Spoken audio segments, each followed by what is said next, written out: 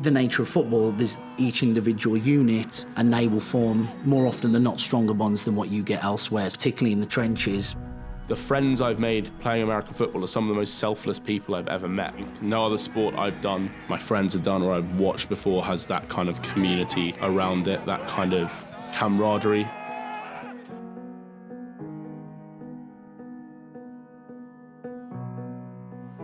So finding the sport and having no experience with it, but turning up to that rookie camp, it was a real positive environment at the Caesars. There was lots of new faces, it was a rookie camp, so everybody was brand new to it. But there was just a real good vibe around the sport and the team and the coaches. And like I say, I might not have been the prototypical, oh, this guy's going to be a great football player, look at him, he looks like he's going to be built for this. I would have probably been overlooked by a few. I never felt like I weren't going to be afforded the opportunity to get better.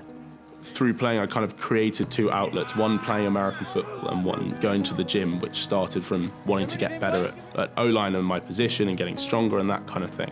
It was also revolutionary for my body dysmorphia as well. I've always been a bigger guy, and then started playing American football and found, for want of a better word, validation for being a bigger guy and that having a use on the pitch, especially in the trenches, and having that community. I know I keep coming back to talking about it, but I can't stress how important it's been for me. As someone who at times has felt like I've had no one, being able to go to a training session and surround myself with people, it really helped take me out of those dark times. So Dean and I actually played together for a few seasons at the Caesars. This is the thing about when you join a team, your networking just becomes huge. So I've worked for people using my skill. I've met people like Dean, where I've been able to learn new things and come along and get coached and just become a better athlete. The whole fact that you join a team and all of a sudden it's just a huge extended family. That's a massive part of it. And obviously it rewards itself by finding people who can help you get better at the sport. I absolutely love it. It's the reason why I do the things I do. So I got the gym every week and it's all linked to how can I be better at playing football. And deadlifts and squats and everything, this translates into the game and this works for this reason. It is very, very important in my life. And I'm getting to the point in my career now where next season I'll be playing at 34.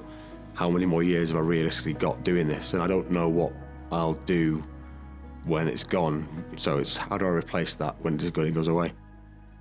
So as an offshoot of Lifting the Lid, there's a group on Facebook that we've got called Yunto Club for Men. That sprouted out of the pandemic where I heard that, during that time we lost a few guys within the Britball community to suicide. So that sort of acts as a container, a safe space for specifically that reason. Numerous people in the group that I don't even know other than through the connections in the group where people have said, oh, this person has mentioned that this might be a space where we could talk. Can I get accepted to the group? And people will pop on and talk mind-blowingly openly about their situation where it's safe, let's say, where people aren't going to be judged. So I had a year out just as injury prevention. Unfortunately, felt myself wavering again. Old habits creeping in. Overthinking a lot of things, struggling a lot, never really getting a break from it, and never really having anywhere to go to get rid of it. I was training, working out, but it all felt quite directionless. So I've decided to play again. Just miss being part of a team. It was huge for me. When you're struggling and you go to the old habits, you start drinking a bit too much, you consider other things. I had this thing in my head where I'm like, if I'm going to be fighting demons, I need to pick better weapons. And for me, team sport and surrounding myself and everything that comes with it is the ultimate weapon. Enough of this in an off-season, and all of a sudden, come springtime next year, it doesn't hurt anywhere near as much. This is the stuff that sets you apart. I think off-season is where improvements are really made. When you're playing kind of match after match after match after match, you can make little improvements in training. Whereas off-season is where you can really make physical and mental improvements to your game. I found that since I can't play football at the moment because of my injury, it's another way of kind of problem solving and working out what to do, and that kind of aspect of what I was missing when I couldn't play on the O-line this year. And climbing's really helped me find something outside of football, outside of watching football. So I still can't really play on a pitch, but it gives me the sense of going somewhere to do something and having a bit of a community here.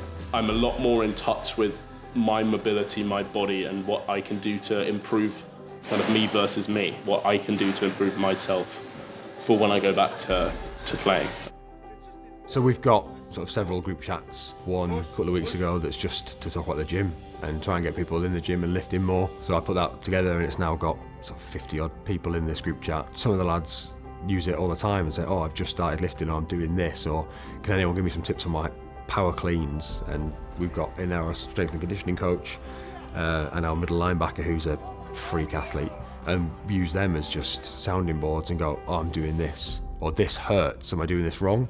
And getting advice. And yeah, it keeps that, maintains that community feel of we're a club and we're all mostly friends at the end of the day. Been to plenty of the weddings and best man for some of them, where like that community exists. And it's not the same as it was 10, 15 years ago, but it's still very much like we are all friends.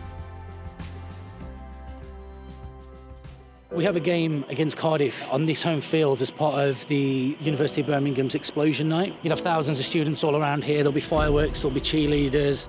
Off the field, love that guy, one of the best ones in the world, but on the field I'm going to try and kill him, because that's what the game is. We've got the Ravens, we've got the Titans, Tottenham Hotspur Stadium, and we are up for a massive game of football today.